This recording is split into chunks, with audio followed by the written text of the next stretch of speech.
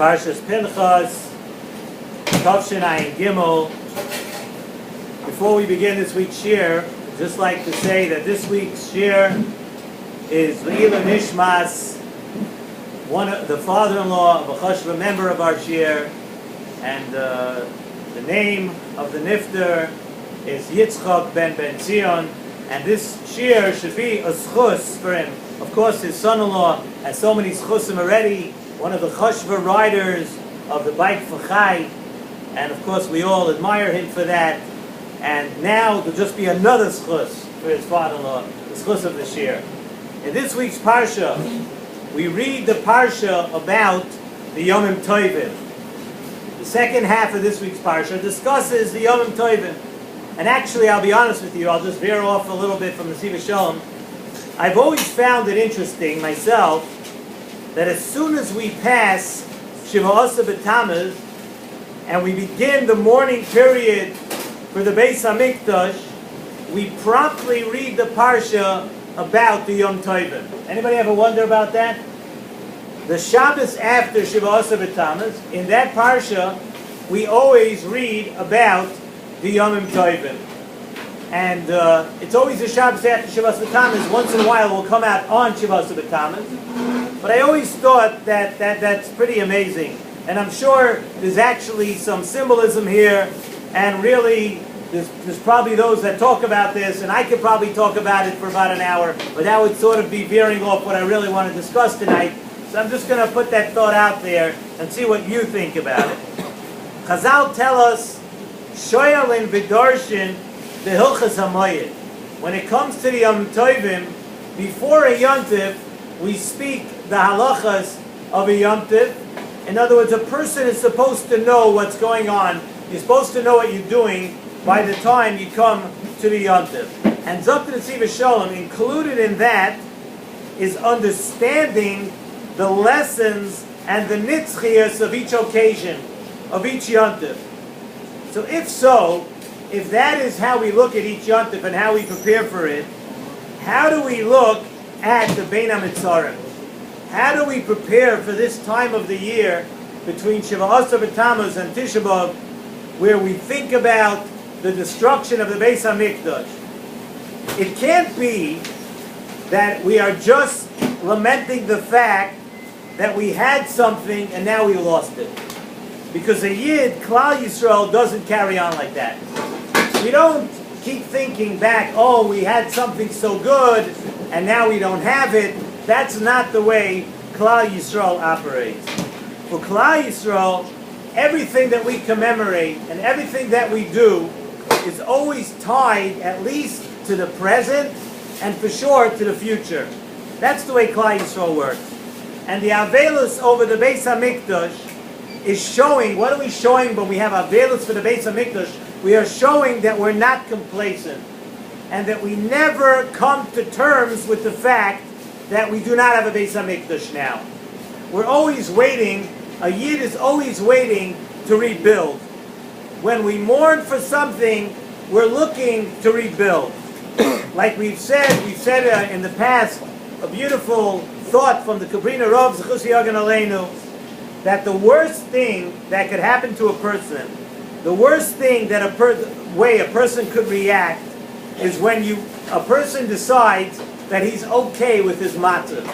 You know, sometimes people, they're unhappy with the way things are going, they're unhappy with some of the things that they're doing, and after a while, they sort of get used to it, and you say, you know what, yeah, it could be worse, I'm okay. I'll come to terms with my matzah. So the Kabrina Rav says that's the worst thing. When a person is okay with his matzah, and he doesn't want to get better, and he doesn't want to grow, then you know that you're in trouble. And in our case, that would be if someone chas v'sholom feels that, you know what, it's okay to be without a Beis Hamikdash. You know, 3 times a day we daven, we ask, B'Yerushalayim ircha b'rachamim tashub. We ask HaKadosh Baruch Hu, Yerushalayim, your city,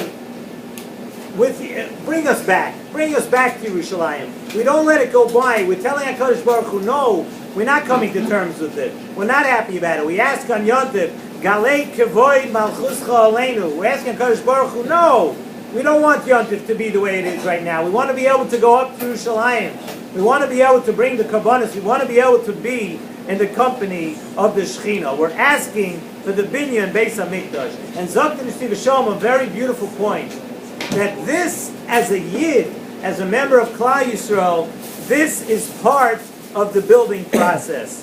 The wanting.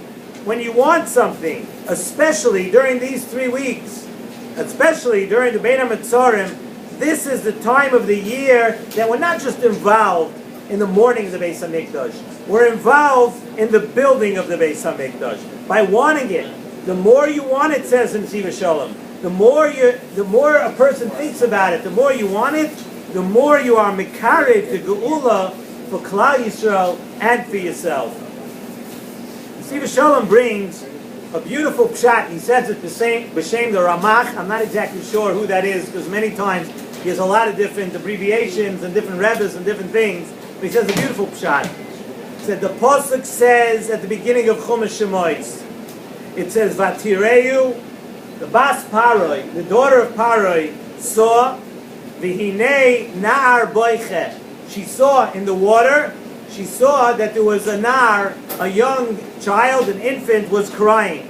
Batoimer, and she said, Miyaldei ho'ivrim zeh. She saw a child crying, and she said, this must be a child, this must be a Jewish child. It seems from the pasuk, if you just read the pasuk, that from the actual crying, she saw Vatireu, V'hinei nar boiche. She saw a child crying. She said, this must be a child, a Jewish child. It seems that she saw something there. What did the Bas Paroi see? The Bas Paroi saw, Zok Nesivos Shalom, she saw that Moshe Rabbeinu, that child over there was crying a cry of Tikva. It's a different cry. Not one of Yesh, not one of resignation. She saw that. It's not a cry that she was used to. When a guy cries, he cries because he's sad and he lost what he has. He's resigned. That's what he cries about. When she saw this child crying, she saw a child crying, she said, it's a different cry. It's a cry of hope. It's a cry of tikva. And it's for that reason, says in Nesivos Shalom, that during the Holocaust, during the Shoah, he says, talk to people, people could not cry. They were so resigned. A Yid does not cry when he's resigned. When there's Yesh, when there's nothing to talk about, that's not the crying of a Yid. The crying of a Yid is for the future. The crying is a cry of hope. So when a Yid cries over the B'churban Beis HaMikdash, it is a B'chi of Tikva. It's a crying of hope. We long so badly that we have to cry. It's brought down that the philosopher, Apalto, was a philosopher in the days of Yirmiyahu Hanavi. It says that this philosopher Apalto, he met Yirmiyahu Hanavi, who was crying bitterly over the Churban Beis HaMikdash. And he asked Yirmiyahu Hanavi, you're such a smart man. You're so smart. What are you crying about? I know, you don't cry over a past. We don't cry over spilled milk. You can't do anything about it. It's lost. It's over. Why are you crying about something in the past? What does it accomplish? So Yirmiyahu Hanavi answered him that, you know what? I cannot explain it to you. He couldn't explain it to him because he's a goy. And a goy cannot understand the cries of hope. This is not a crying over the past, Yirmiyahu Hanavi knew. It's a crying and a longing la'asid lavoi, when we're going to have a Beis HaMikdash again. And that's what a Yid cries about. But the crying like that has to come from your heart. And we need to work on that. That we're not crying, because almost 2,000 years ago we had a Beis HaMikdash. It's brought down from the Baal Shem Tov, the Inyan Tefillah. The Baal Shem Tov speaks about this. He says that there is a world above where our tefillahs go, that tefillahs cannot go there anymore. There was a world up there, as up the Baal Shem Tov, that was set up. It was there when the Beis HaMikdash was there, but he says that now our tefillah is being that it comes with speech, it still has a shaykhus to Gashmias. There's a world up there, close to HaKadosh Baruch Hu, that is all ruchnias. And the only thing that could go up there, if you want to daven, a person really needs something, you should listen to what the Baal Shem Tov says. What goes up to this place of Kulei Ruchnius is only what's in your heart. There's no Gashmius. That is Kulei Ruchnius. And if a person's being mispalel, in your heart you have to be mispalel, because the place up there only listens to such tefillos. And it follows, says in Nesivos Shalom, that the Hakrovas Karbonos, that was Gashmias, and that we don't have anymore today. We don't have the Beis HaMikdash, we're not able to bring Karbonos. That was all Gashmias. But what we do have from the Karbonos is what was in your heart. What a person thought, what a person had kavana when he brought his carbon. And that, a person, that is still shaykh today. A person can still do that, and your tefillas can go to that special place. We are mispalel on Yom Tiv. V'seyarev lefonecha asir aseinu. How ke'oila u'chekarban?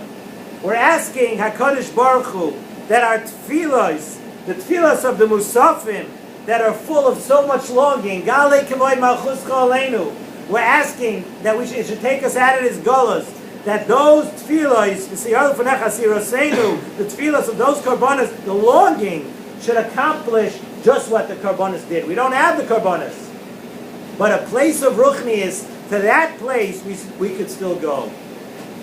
We're now holding in the 3 weeks, and a person has to think to himself, yes, Avada, we read the parsha of the karbonos in this week's parsha, and that's another remnant to what we said in the Shiur. We talk all about those karbonos from Yom Tiv, but it's in the 3 weeks where we have to know that if we want the Binyan Beis HaMikdash, if we want to accomplish that HaKadosh Baruch Hu listens to our tefillos, it has to come from the heart. It can't just be that we're commemorating something. That's not a Yid. A Yid doesn't commemorate something in the past. And how do we work on it? We work on it, of course, when it comes for these 3 weeks. V'Yerushalayim Yircha, as Tzemach David Avdecha Me'eretz Atzmiach, V'Sechazene Einenu B'Shuvcha L'Tzion B'Rachamim. These are not words that we just say over and over. Actually, they are words, but we have to have kavanah. We have to think about it. We have to understand that that is how a Yid goes to Chorban. And it's not something to be depressed about. We're upset. We want the Beis HaMikdash. But our mourning is a mourning of Tikva. A mourning of looking forward to Amir Tashem, the day that will come very soon. Hopefully, we will not have to fast on Tisha B'Av of this year. Hopefully, it will be a Moed, it will be a Yom Tiv, but we'll know that we did what we could do. We're going to build now, during these 3 weeks, how? By thinking of the Beis HaMikdash, by having hope, and thinking that Amir Tashem, the La'asid Loveh, will be very soon, that will taka witness with our own eyes the building of the third Beis HaMikdash.